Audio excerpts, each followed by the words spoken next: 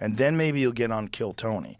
And Kill Tony is the cornerstone of the stand-up community, because Kill Tony is this wild YouTube show where you have 1 minute, and you have 1 minute to perform in front of a live audience. They pull your name out of a bucket, and then they read it, and they go, you know, Tommy Jones, come on down, and Tommy Jones gets on stage. And people have careers from that now. Guys like Hans Kim and David Lucas and William Montgomery, they're headlining on the road, selling out weekends. And it all came out of this show. And one of the things about the show is you only have 1 minute. So you don't have any time to be virtue signaling or to get clapter or woke or to talk about your trauma. Shut the up and be funny. You have 1 minute. Maybe you'll get on Kill Tony. Listen, Joe Rogan is one of those comedians I was talking about that's 60 plus years old. And I don't know if you've noticed, but he's been slowly losing his mind as well. For him to say that, and then maybe you'll get on Kill, like, maybe a year, 2 years ago was the cornerstone, but now it's just a mockery of comedy. You get 1 minute. Your whole career can be based off of 1 minute. It can be great or it can be bad in 1 minute. But what I see is that a lot of comics that become bigger names that haven't been good, like, that haven't been seasoned comics before they get the opportunity. Those comedians are horrible. And they're supposed to be.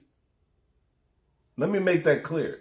If you just started doing comedy a year ago, 2 years ago, you're supposed to be shit. And I think the powers that be know that. You're going to have some people that you throw into the water just to see if they can swim. It just so happened he threw Cam out there and Cam was able to swim because Cam had his dad there. Cam had his father there. Do you see the trajectory? We just saw Casey Rocket make his return. Where was Casey Rocket's parents? The nigga was living in his car. So yeah, I like kind of stopped headlining for a bit and then got back to doing like some local stuff. I got involved in the St. Louis scene and I like featured again and yeah, just kind of started over a little bit. I'm running a new hour and it's been good to enjoy doing it. You know, when it feels like a job, you get kind of jaded. And then got pushed to headline. And it crumbled. And good for him to be able to go through the fire and then come back from it, because a lot of people don't come back from it.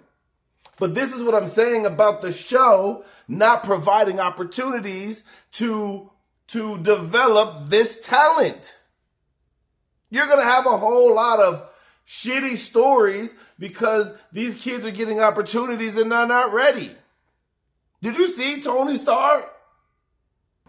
Fuck. Come on, man. Wait, man.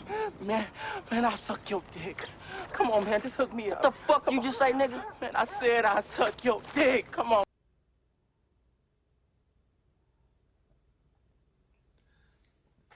There's certain people that got their golden ticket and kept it moving.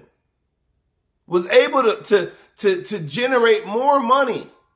And they're still not doing as good as they want to. Do not let the I'm gonna be, this shit doesn't mean that they're selling tickets, people. And it's hard to get people to buy tickets. In this episode, it looked like Tony was literally begging. He was like, hey, I'll do whatever I need to do to get to Hollywood. I think I've had an idea for the finale of the show. Yeah. We double team him. Oh, I love this idea. Anything to get to Hollywood, man. I'm in. Poor as fuck, Jimmy. I'm poor as fuck. But that'll come later. That will come later. You're paying your dues now. And well, if you double team me, it'll come a lot quicker. So. So imagine how many other people behind the curtain felt the same exact way. I'll do whatever. that bad. If that's what I got to do, I don't want it that bad. Nope. And behind every joke, there's truth to it. Holla. Hit dog, holler.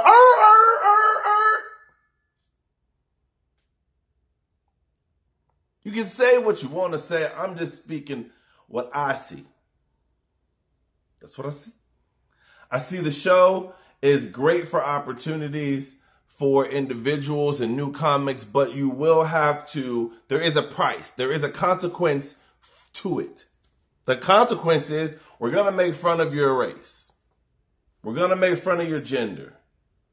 We're going to make fun of low-hanging fruit things, and you just need to be willing to play along.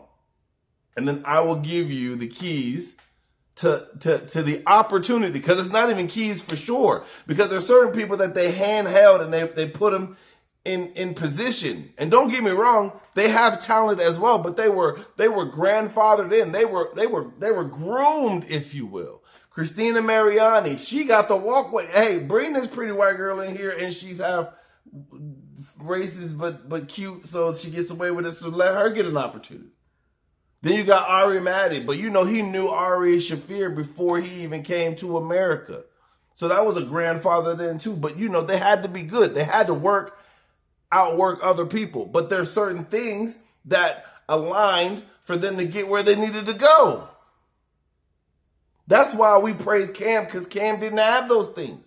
My bad. Cam had Uncle Laser. So there's ways to get in the door. And once you get in the door, you should be able to take off. But not everybody gets invited in the room. And that's okay. That's okay. We just going to focus on, okay, y'all don't want me in the room? Okay, well, look, we're starting our own room. That's what you're supposed to do. Are you supposed to just sit there and beg them for the opportunity? I think not. So to say that it's the cornerstone of comedy, that's a big thing. Because word on the street is it's slowing down out here in Austin. That's what they are saying. I see it with my own eyes.